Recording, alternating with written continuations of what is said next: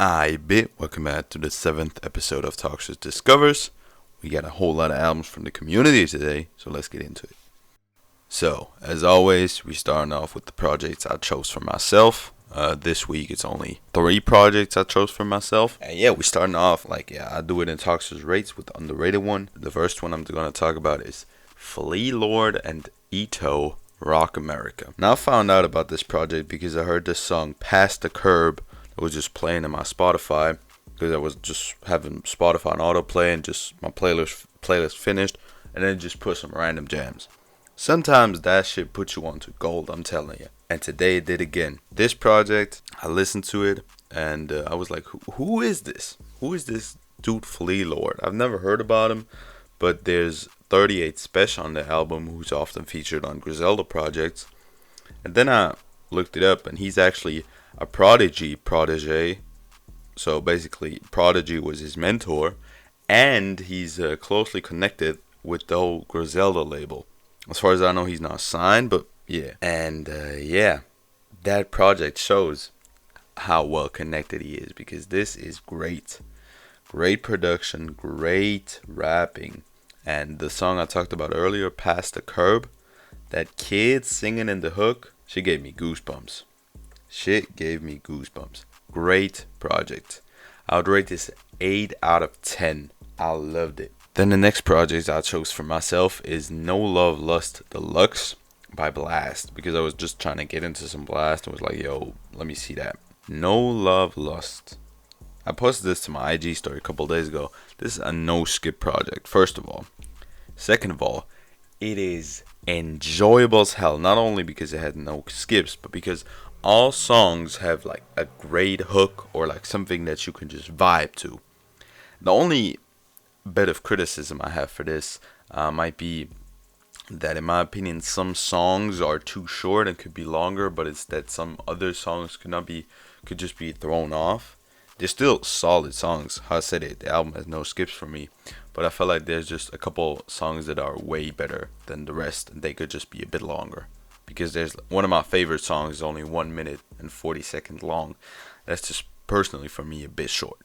So yeah, overall a great project. People need to stop sleeping on Blxst, because as soon as he got put on the cover, I was hearing people like, nah, he trash, he standard, bro, he good, okay?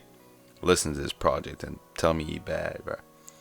So this is an 8 out of 10 again. Loved it. If you're just trying to hear some good melodic rap, listen to this shit, bro. Enjoyable as fuck. Then the last project I chose for myself was Benny the Butcher, The Plugs I Met. Now, I already heard the second part of this series because it dropped this year, and it's an EP, short with a couple tracks, and I love the second part. I've heard a couple tracks from the first part, like the one 18-wheeler featuring Pusha T. I knew that one, but I didn't know all of the tracks, and so I listened to it, and just like you expect from Benny the Butcher or any Griselda member, it is solid as hell. That Black Thought feature on the first track, delicious.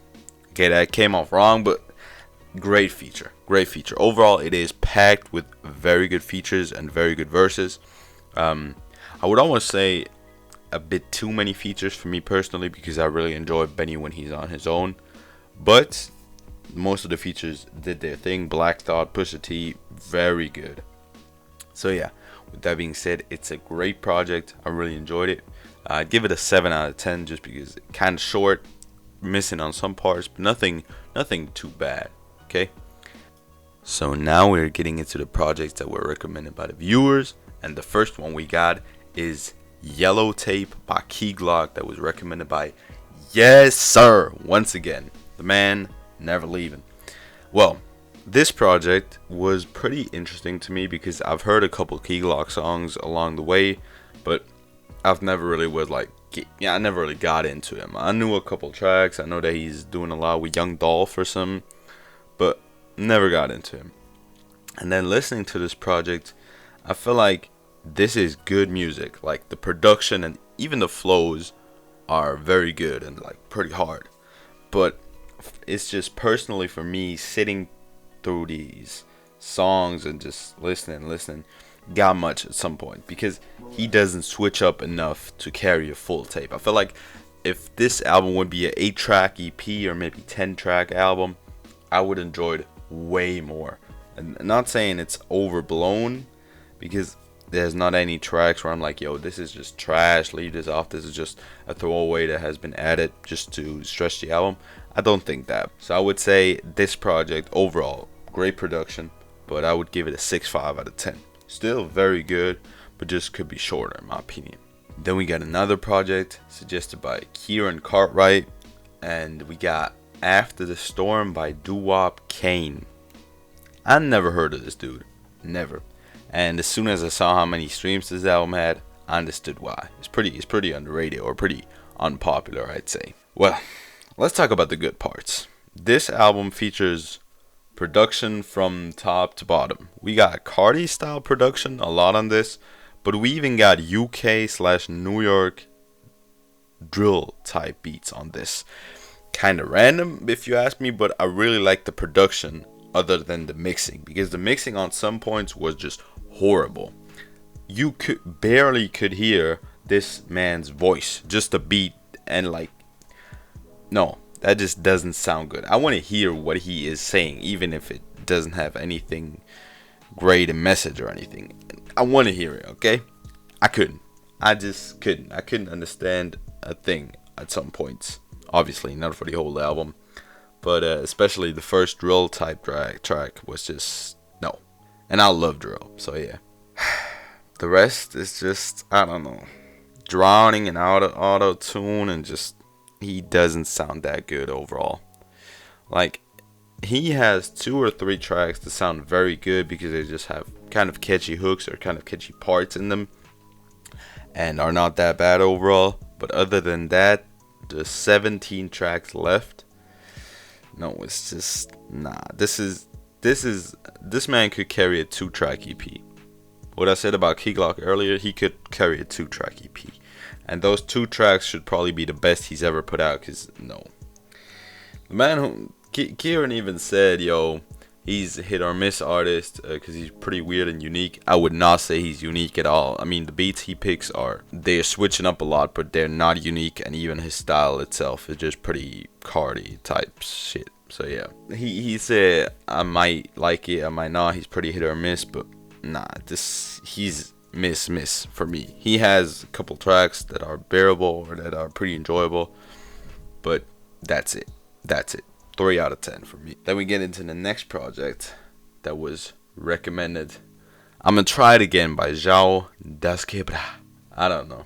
This man recommended Gucci Mane's Trapathon.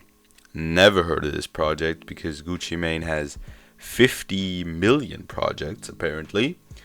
And yeah, I listened to it, and I've heard a couple people say that old Gucci before he was in jail was way better, and nowadays Gucci is just trash.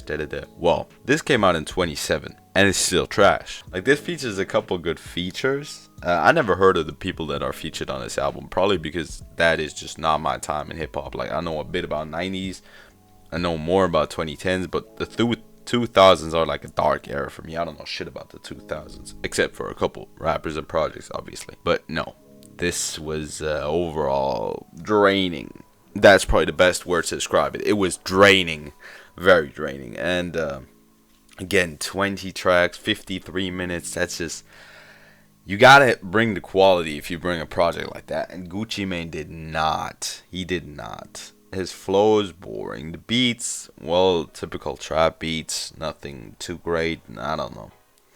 So yeah, overall, nah. This ain't it. It's better than the Doo-Wop Kane project, but only slightly. 3.5 out of 10 for me personally. So yeah. But now we got a bit of an upside again. We got the last project suggested by Bopping Crow. That is JayZ The Blueprint. And damn, this was fire. Fun fact, this shit dropped on the date of 9/11. Well, you can call it a sad fact or fun fact, I don't care. That is interesting to know. I did not until I read the Genius description. But yeah, this project is great and is the best JayZ project I've heard until this day. I haven't heard all of them. I've heard a couple, but it is better than his debut, which I really liked, and it's overall just that track where he was shooting at Mobb Deep and everything. Damn, I was just sitting there going like, okay. I'm a huge Mobb Deep fan, but okay, shoot it, bruh. Shoot it. This is too good to pause. Overall, this project, he even got a good feature out of Eminem. So I really enjoyed it. Good project overall with some good features. Great production by the young Kanye West. And yeah, overall, I really enjoyed it. I could not name too many things I can criticize about this project. JayZ The Blueprint, a 9 out of 10 for me. And that might be the highest rating I've given on this series so far. So yeah, 9 out of 10. With that being said, thank y'all for watching. Leave some albums I should listen to in the comments. In case I already heard them, I'ma just reply to your comment and tell you that I already heard that shit, and you can put in some new. Thank y'all for watching. Have a great one. Remember back then, all them hoes ain't want me. Now I'm ballin', all them same hoes on me. Mama told me that this came with the money and the motherfucking fame, even though I feel the same. I'm that nigga now. I'm that nigga now. I'm that nigga now. I'm that nigga now.